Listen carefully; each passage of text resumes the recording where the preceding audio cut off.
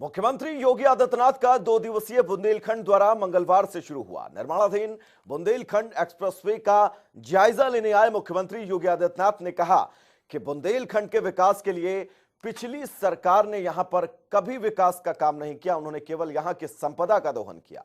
वहीं उन्होंने कहा कि बुंदेलखंड के विकास का सपना साकार हो रहा है और बेहतर से बेहतर तकनीकों का प्रयास किया जा रहा है। योगी आदित्यनाथ ने कहा, आज केंद्र की सरकार के सहयोग से बुंदेलखंड में हर महत्वपूर्ण योजना ला रहे हैं। यहां की जनता ने भी भरपूर सहयोग किया है। वृंदावन में चल रहे कुंभ मेले के दौरान मंगलवार को दूसरा शाही स्नान बड़े ही धूमधाम के साथ संपन्न हुआ। इस मौके पर जहां तीनों ही मुख्य अखाड़ों के श्री महंत और खालसाओं ने बढ़ चढ़कर हिस्सा लिया, तो वहीं हजारों महिला पुरुषों ने भी मां यमुना के शाही स्नान के दौरान डुबकी लगाई और अपने जीवन को धन्य किया।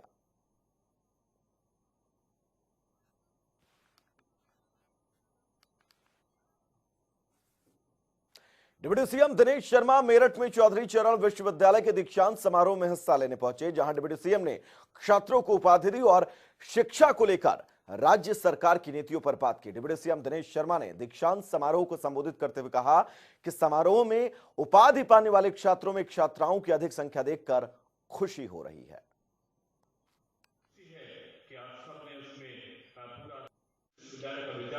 एक दूसरे से परिचित हो सके, उसे अपलोड करने की आवश्यकता पे हमने जोर दिया है। और जो चॉइस बेस्ड क्रेडिट सिस्टम है CBCS उसे लागू किया जाए, इस पे हमने काम शुरू किया है। जो लेक्चर देने से पूर्व अगले बार से अगर हमारा पठन पाठन यहाँ पर शुरू हो गया है तो इस बार नहीं तो अगले बार से जो हमारा सत्र होगा उसमें जो हमारे शिक्षक हैं वो शिक्षक अपना लेक्चर देने से पहले अपना जो लेक्चर है वो वेबसाइट पर अपलोड कर दें, जिससे विद्यार्थी उनके लेक्चर्स का अध्ययन करके यहाँ पर आए। ये योजना पायलट प्रोजेक्ट के रूप में 2 विभागों में कम से कम लागू करके आगे बढ़ने की प्रक्रिया में हम सबको आगे जाना होगा। तो मेरठ पहुंचे डिप्टी सीएम ने क्या कुछ कहा, सुना आपने। आगे बढ़ेंगे जहां पर मोहनलालगंज लोकसभा सीट बीजेपी सांसद कौशल किशोर के बेटे आयुष के खिलाफ दर्ज मुकदमे में अब एक नया मोड़ सामने आया है। सोशल मीडिया पर वायरल हो रहे वीडियो में आयुष खुद को निर्दोष बताते हुए कहा कि उसने खुद पर गोली नहीं चलवाई है, उसकी पत्नी ने पहले उसे हनी ट्रैप के जरिए अपने प्रेम के जाल में फंसाया, उसी ने गोली चलवाने की साजिश रची थी। वहीं सांसद पुत्र ने खुद को पूरी तरह से बेगुनाह बताया है। वीडियो में आयुष ने कहा कि घर वालों का विरोध करके जिसने शादी की उसी ने उसकी जिंदगी को बर्बाद कर दिया। आयुष ने पत्नी पर आरोप लगाते हुए कहा कि पत्नी के कहने पर ही मैं बीते दिनों एक रेलवे ट्रैक पर बैठा था, वहां पर पत्नी के दबाव बनाने पर ही पिता को वीडियो कॉल किया और आत्महत्या की धमकी दी। वहीं पुलिस ने मामले पर गंभीरता को लेते हुए अंकिता के घर पर पुलिस बल की तैनाती कर दी है, तो वहीं अंकिता ने मड़ियाव थाने में जाकर अपना बयान दर्ज करवाया है। जल्दी ही मैं सबके सामने आऊंगा। मैंने कोई जुर्म नहीं किया है, बल्कि मुझे फंसाया गया है। एक साजिश के तहत मुझे जान से मारने की कोशिश की गई है कई बार। इस बार मैं बच गया, हर बार मैं नहीं। और अब मैं कार्रवाई भी करूंगा उसके खिलाफ, सारी चीज़ें मैं करूंगा। धन्यवाद। बसपा त्रिस्तरीय पंचायत चुनाव की पूरी दमखम से लड़ेगी। साथ ही बसपा संस्थापक काशीराम का जन्मदिन पूरे उत्साह के साथ मंडल स्तर पर मनाया जाएगा, तो इस बारे में मंडलवार पदाधिकारियों को दिशा निर्देश दिए गए हैं। पार्टी सुप्रीमो मायावती ने मंडलवार मुख्य जोन इंचार्जों के साथ बैठक भी शुरू कर दी है। जानकारी के मुताबिक पहली बैठक कानपुर, झांसी और चित्रकूट मंडल की हुई, जिसमें पंचायत चुनावों को पूरी ताकत से लड़ने के निर्देश दिए गए हैं। सीएम योगी के आगमन को लेकर तैयारियां जोरों पर हैं। महोबा के लाचूरा डैम पर सीएम कल पहुंचेंगे और इस दौरान अर्जुन सहायक परियोजना का स्थलीय निरीक्षण करेंगे। सीएम के आगमन को लेकर जिला प्रशासन की ओर से तैयारियां पूरी हैं, जबकि सत्येंद्र कुमार ने बताया कि सीएम योगी अर्जुन सहायक परियोजनाओं का स्थलीय निरीक्षण करेंगे। इसके बाद बांदा में मंडलीय बैठक लेंगे, जिसको लेकर तैयारियां जारी हैं। मुख्यमंत्री जी का कल लहचूरा में अर्जुन सहायक परियोजना के निरीक्षण का कार्यक्रम है, सुबह 9:30 बजे से 10 बजे के बीच में। इसके लिए जो निरीक्षण स्थल है वहाँ पे तैयारियां कराई जा रही हैं। हेलीपैड की तैयारियां हों या क्रू की व्यवस्थाएं हों या वहाँ पार्किंग की जगह हों, जो भी पूर्ण व्यवस्थाएं होती हैं वो सब सारी चीज़ें भी कराई जा रही हैं। शाम से पहले तैयारियां पूर्ण भी हो जाएंगी हम लोगों की। इसके अलावा मंडलीय समीक्षा बैठक भी बांदा में प्रस्तावित है, उसकी भी तैयारियां अलग से की जा रही हैं। उत्तर प्रदेश के नगर विकास व शहरी विकास मंत्री आशुतोष टंडन गोपाल मंगलवार को मुरादाबाद पहुंचे, जहां उन्होंने उत्तर प्रदेश सरकार की कई योजनाओं का शिलान्यास किया और मुरादाबाद की जनता को सौगात दी। आपको बता दें, 22 करोड़ 36 लाख रुपए की लागत से परियोजनाओं का शिलान्यास और लोकार्पण किया गया है।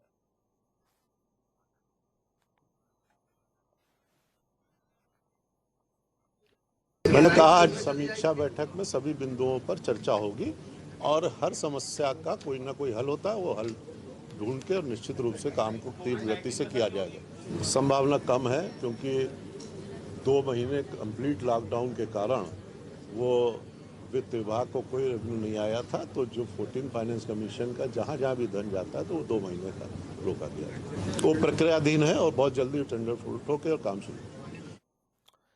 अब खबर बहराइच से है, जहां पर पूर्व कांग्रेस जिलाध्यक्ष को पार्टी विरोधी गतिविधियों के चलते 6 साल तक के लिए निष्कासित कर दिया गया है। तो वहीं चंद्रशेखर सिंह आजाद को कांग्रेस पार्टी से निष्कासित किए जाने की खबर से अब हड़कंप है। बताया जा रहा है कि बीजेपी के कई कार्यक्रम में शिरकत की थी और हाल ही में बीजेपी विधायक के साथ केरल के राज्यपाल से मुलाकात की थी, जिसके चलते पार्टी से उन्हें अब निष्कासित कर दिया गया है। मुजफ्फरनगर में बीजेपी विधायक संगीत सोम को 2013 में कवाल कांड को लेकर दर्ज हुए मुकदमे में बड़ी राहत मिल गई है। आपको बता दें, कवाल कांड का कथित वीडियो बताकर वायरल करने और सांप्रदायिक उन्माद फैलाने के आरोप में दर्ज मुकदमे की फाइल को बंद कर दिया गया है। बता दें कि केस में वादी तत्कालीन एएसआई सुबोध की मौत हो गई थी। मामले में पैरोकार ने कोर्ट में वादे का मृत्यु प्रमाण पत्र दाखिल किया, जिसमें कोर्ट ने साक्ष्य के अभाव और पैरोकार के बयान के आधार पर संगीत सोम का मुकदमे की फाइल बंद कर दी है। 2013 में जब दंगे हुए तो उस पर एनएसए लगाने के लिए और मुकदमे छोटी धाराओं में थे। 66(6) में एक मुकदमा लिखवा दिया था जिसमें आजीवन कारावास की सजा है। वो फर्जी मुकदमा था, उसमें कोई साक्ष्य मिले नहीं। इन्होंने फेसबुक से लेने की कोशिश करी, उसकी आईडी से भी नहीं हुए वे, कोई उन्होंने वो नहीं करी थी, उसमें ना फॉरवर्ड करी ना उन्होंने अपलोड करी। उत्तर प्रदेश में त्रिस्तरीय पंचायत चुनाव में आरक्षण को लेकर आपत्तियां दर्ज कराने की अवधि सोमवार 5 बजे पूरी हो जाने के बाद कल से निस्तारण कार्य शुरू हो गया। जिलों में और ब्लॉकों में सूचियों का अंतिम प्रकाशन 13 से 14 मार्च को होगा और 15 मार्च तक आरक्षण प्रक्रिया पूरी होगी। निर्वाचन कार्यक्रम मार्च के अंतिम सप्ताह में जारी होने के साथ ही आदर्श आचार संहिता लागू होने की उम्मीद है। बुलंदशहर में एक बार फिर से रिश्तों का कत्ल हुआ है। दरअसल बुलंदशहर के शिकारपुर क्षेत्र के गांव में सरफरे आशिक ने अपनी प्रेमिका के घर में घुसकर प्रेमिका का ताबड़तोड़ चाकू से हमला कर दिया। चाकू से हुए हमले में घायल प्रेमिका ने अस्पताल में इलाज के दौरान दम तोड़ दिया। तो वहीं एसएसपी ने बताया कि युवक का अपने ही पारिवारिक रिश्ते में भतीजी के साथ प्रेम प्रसंग चल रहा था, जो आरोपी मृतका का चचेरा चाचा लगता है। फिलहाल पुलिस अब इस पूरे प्रकरण की जांच में जुटी हुई है। एक लगभग 26 वर्षीय महिला जो शादीशुदा थी और जिसके 2 बच्चे हैं, एक बच्चे की उम्र लगभग 5 वर्ष और दूसरे की 3 वर्ष है, उसकी चाकू मार करके हत्या उसके चचेरे चाचा विनीत के द्वारा की गई है, जो खैरपुर गांव डिवाई का रहने वाला है। प्रकरण इस तरह का है कि चचेरा चाचा और भतीजी के बीच में अवैध संबंध काफ़ी दिनों से थे और 14 फरवरी को वैलेंटाइन डे के दिन ये महिला अपने चचेरे चाचा के साथ घर छोड़ के चली गई थी। तो चलिए अब खबर एटा से है, जहां कोतवाली देहात पुलिस ने ट्रक में छुपाकर तस्करी को हरियाणा से बिहार ले जा रही अवैध शराब बरामद की है। तो वहीं पकड़ी गई शराब की कीमत 21 लाख रुपए बताई जा रही है। शराब तस्करों के लिए चलाए जा रहे अभियान के चलते थाना कोतवाली देहात पुलिस ने तस्कर को ले जा रही 230 पेटी शराब समेत 2 शराब तस्करों को गिरफ्तार करने में सफलता हासिल की है। ये हाईवे पे चेकिंग के दौरान थाना कोतवाली देहात पुलिस और क्राइम ब्रांच की स्वाट सर्विलांस टीम ने एक कैंटर को रोका और उसमें से 2 लोग गिरफ्तार हुए। जब कैंटर की तलाशी ली गई तो धान की भूसी के नीचे छुपा करके 230 कार्टून भर के ये अंग्रेजी शराब तस्करी के लिए जो हरियाणा से बिहार ले जाई जा रही थी वो बरामद हुई है। इसमें मैकडॉवेल ब्रांड की और इंपीरियल ब्लू ब्रांड की। अयोध्या के सोहावल तहसील में कमिश्नर एमपी अग्रवाल ने निरीक्षण किया। निरीक्षण के दौरान अयोध्या डीएम अनुज कुमार झा भी मौजूद रहे। इस दौरान निरीक्षण में भूलेख संग्रहालय, राजस्व संग्रह, अभिलेख कार्यालय में पहुंचकर कर्मचारियों से अभिलेखों के बारे में जानकारी ली और रजिस्टर का चेक करने में मिली कमियों को लेकर फटकार लगाते हुए अभिलेखों को ठीक करने की भी हिदायत दी है। कानपुर देहात के अकबरपुर पुलिस ने एसडीएम से हाथापाई के प्रयास और अर्दली को पीटकर घायल करने के आरोपी वार्ड बॉय को जेल भेज दिया है। तो वहीं डीएम ने पूरे मामले की जांच एसडीएम एडीएम प्रशासन को सौंप दी है। आपको बता दें, वार्ड बॉय जिला अस्पताल में तैनात है और पुलिस ने सरकारी कार्य में बाधा, मारपीट और लूट का मामला दर्ज किया है और घटना की लिखित सूचना स्वास्थ्य विभाग और जिला अस्पताल प्रशासन को भेजी है। लखनऊ के आशियाना स्थित एक ज्वेलर्स की दुकान से दो बदमाशों ने पिस्टल लगाकर लाखों रुपए के सोने और चांदी के जेवर लेकर फरार हो गए। तो वहीं बदमाशों ने करीब 500 ग्राम सोना और 10 किलो चांदी लेकर फरार हुए हैं। सीसीटीवी कैमरे खंगाले जा रहे हैं। अपराधियों की धरपकड़ के लिए टीमें तैनात कर दी गई हैं।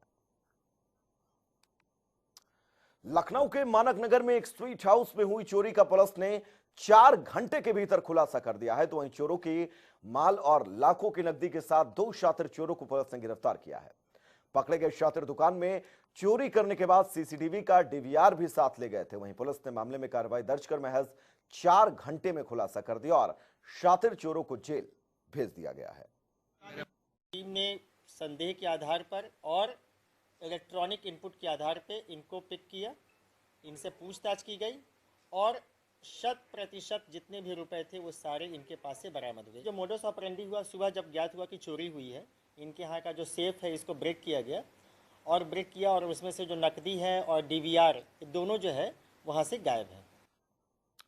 बीते दिनों आगरा के इत्मादपुर थाना क्षेत्र में कुरियर कंपनी के कंटेनर में हुई लाखों की चोरी करने वाले गिरोह का पर्दाफाश हुआ है। आपको बता दें, कुरियर कंपनी के कंटेनर की चोरी की घटना से पुलिस महकमे में हड़कंप है, जिसके बरामदगी के लिए एसपी पश्चिम, एसओजी और स्थानीय थाने की पुलिस टीमों को लगाया गया। वहीं टीम ने सीसीटीवी फुटेज के आधार पर 4 शातिर चोरों को गिरफ्तार किया है, जबकि 3 फरार चल रहे हैं। आरोपियों की धरपकड़ के लिए टीमें लगा दी गई हैं।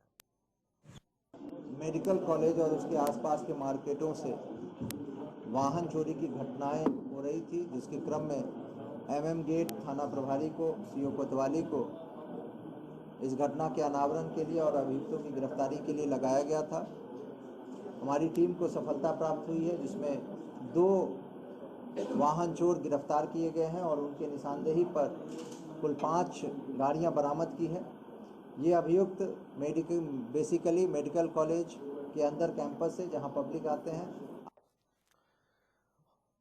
हरदोई के कासिमपुर थाना क्षेत्र के एक परिषदीय स्कूल में तैनात एक अध्यापक पर युवती ने नशीला पदार्थ मिलाकर रेप और अश्लील वीडियो बनाने का आरोप लगाया है। आरोप है कि अपने 2 साथियों को घर भेजकर शादी करने की धमकी दी और वहीं जब युवती ने शादी से इनकार कर दिया तो उसके अश्लील वीडियो रिश्तेदारों को भेज दी। वहीं पुलिस ने एफआईआर दर्ज कर इस पूरे मामले की जांच पड़ताल शुरू कर दी है। पुलिस का कहना है कि इस पूरे प्रकरण में निष्पक्ष कार्रवाई की जाएगी।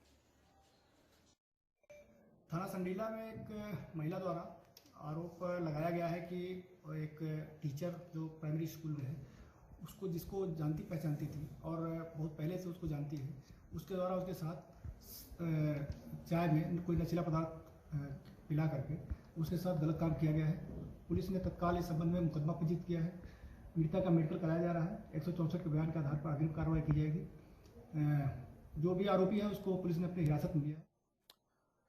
जहां एक और राष्ट्रीय महिला दिवस के मौके पर महिलाओं को निडर, शक्तिशाली बनने की शौर्यगाथाओं का बखान किया जा रहा था, तो वहीं बदायूं में एक युवती ने दहेज की मांग पूरी न होने पर फांसी लगाकर जान दे दी। मामला उझानी कोतवाली क्षेत्र का है, जहां मंगेतर की ओर से लगातार दहेज की मांग की जा रही थी। तो वहीं दहेज की मांग न पूरी होने पर शादी से इनकार कर दिया, जिसके बाद पंचायत बुलाई गई, जहां कोई हल नहीं निकला, जिसके बाद युवती ने फांसी लगाकर खुदकुशी कर ली है, जिसके बाद परिजन न्याय की मांग कर रहे हैं। ये बहन के यहाँ दिल्ली गई थी, वहाँ से प्रेम जाल में इसने फंसाया। 8 दिन के अंदर लड़की को भेज दिया गांव से आने के बाद ये फ़ोन पे बात करता रहा। फ़ोन पे बात करते करते शादी का रिश्ता मसला हो गया। फिर उसमें प्रधान बीच में पड़ गए थे, लेकिन उन्होंने दोनों तरफ से कहना सुनना किया था। कुछ पंचायत भी की थी, पुलिस भी आई थी रात को 6 तारीख की रात को पुलिस ने भी कुछ सब हल नहीं निकाला उसका। उसके बाद में लड़की ने पुलिस से ये कह दी, प्रधान से भी ये कह दी थी कि मैं आत्महत्या कर लूँ अगर इसके साथ शादी नहीं हुई थी। ये उझानी थाना क्षेत्र की घटना है, जिसमें एक 22 वर्षीय युवती ने अपने ही घर में सुसाइड किया है। इस संबंध में परिजनों द्वारा दी गई तहरीर के आधार पर IPC 306 और डाउरी प्रोहिबिशन एक्ट की रेलेवेंट सेक्शंस में मुकदमा दर्ज किया गया है। जो भी तथ्य आएंगे उसके आधार पर कार्रवाई की जाएगी। एटा के नयागांव थाना क्षेत्र में पंचायत चुनाव से पहले पुलिस को दबंग सरेआम चुनौती दे रहे हैं। दरअसल एक युवक का राइफल के साथ फायरिंग करते हुए वीडियो वायरल हो रहा है, जहां युवक खुलेआम कई राउंड फायरिंग करता हुआ दिखाई दे रहा है। वहीं वीडियो वायरल होने से क्षेत्र में हड़कंप है, जबकि पुलिस की ओर से कार्रवाई नहीं की गई है। वायरल हो रहा वीडियो नयागांव थाना क्षेत्र का बताया जा रहा है। फिलहाल पुलिस का कहना है कि इस शख्स को जल्द गिरफ्तार कर सलाखों के पीछे भेजा जाएगा। बिजनौर के कीरतपुर थाना क्षेत्र में विद्युत लाइन की चपेट में आकर झुलसे संविदा कर्मी की इलाज के दौरान मौत हो गई। तो वहीं गुस्साए परिजनों ने विद्युत विभाग और आरोपी के खिलाफ सड़क पर चौरक कर जाम लगाया और मामले में कार्रवाई की मांग की। वहीं सूचना मिलने पर आलाधिकारी मौके पर पहुंचे और परिजनों को समझा बुझाकर जाम खुलवाया और इस पूरे प्रकरण में पुलिस ने कार्रवाई का आश्वासन भी दिया है।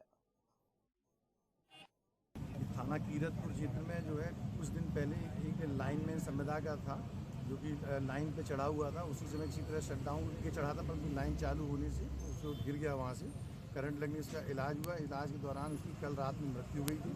उसी के आक्रोश के तहत गांव वाले जो है आज डेड बॉडी लेके यहाँ PM कराने के लिए आ रहे थे। काफ़ी संख्या में लोग आए।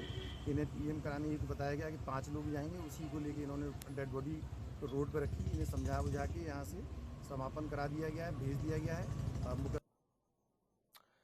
तो चलिए अब खबर बहराइच के कैसरगंज थाना क्षेत्र से है, जहां विवादित जमीन में मिट्टी निकालने को लेकर हुई हत्या के मामले में फरार चल रहे 2 आरोपियों को पुलिस ने गिरफ्तार कर लिया है। आपको बता दें कि कैसरगंज थाना क्षेत्र में विवादित जमीन से मिट्टी निकालने को लेकर मारपीट हो गई थी, जिसमें इलाज के दौरान एक शख्स की मौत हो गई थी। परिजनों की तहरीर पर मुकदमा दर्ज कर 3 लोगों को पुलिस ने गिरफ्तार किया था, जबकि 2 फरार चल रहे थे। आरोपियों को पुलिस ने गिरफ्तार कर लिया है और जेल भेज दिया है। चले फिलहाल वक्त तो चला एक बहुत छोटे से ब्रेक का, कहीं जाइएगा नहीं। जनता टीवी पर खबरों का सफर लगातार जारी रहेगा। नमस्कार।